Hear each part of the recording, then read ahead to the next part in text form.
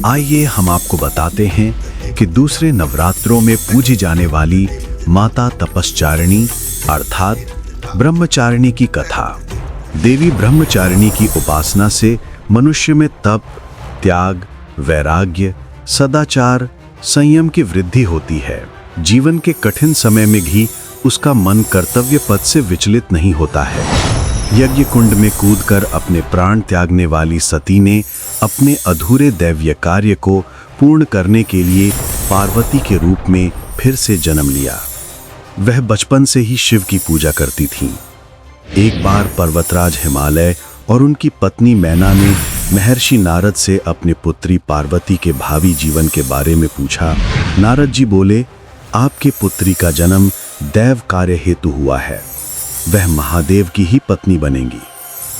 भूत पिशाचों के स्वामी महादेव को दामाद के रूप में सोचकर दोनों कांप उठे, पर देवी पार्वती प्रसन्न थीं। सती से वियोग के बाद महादेव हिमालय पर तपस्या करने आए। ब्रह्मा जी के कहने पर महादेव की देखभाल के लिए पर्वतराज ने पार्वती को सहेलियों के साथ भेज दिया। योगी हो गए शिव की तपस्या भंग करने के लिए देवताओं ने कामदेव को भेजा। तपस्या में विघ्न पड़ने पर क्रुद्ध शिव कामदेव को भस्म करके हिमालय से चले गए। अब नारद जी ने दुखी पार्वती को शिव प्राप्ति के लिए तप करते हुए ओम नमः शिवाय का जाप करने का सुझाव दिया। देवी पार्वती ने शिव की प्राप्ति के लिए घनघोर तपस्या आरंभ की। आखिर उनकी तपस्या रंग लाई। पार्वती और शंकर का दूसरे जन्म में मिलन हो ही गया। इसके बाद दैत्य तारकासुर का वध करने के लिए कार्तिकेय का जन्म हुआ, क्योंकि तारकासुर को वरदान प्राप्त था कि उसकी मृत्यु केवल शिव पुत्र द्वारा ही हो सकती है।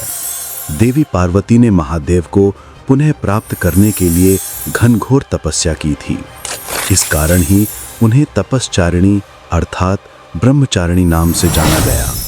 जो साधक माँ के इस रूप की पूजा करते हैं, उन्हें तप, त्याग, वैराग्य, संयम और सदाचार की प्राप्ति होती है और जीवन में वे जिस बात का संकल्प कर लेते हैं वह पूरा हो जाता है।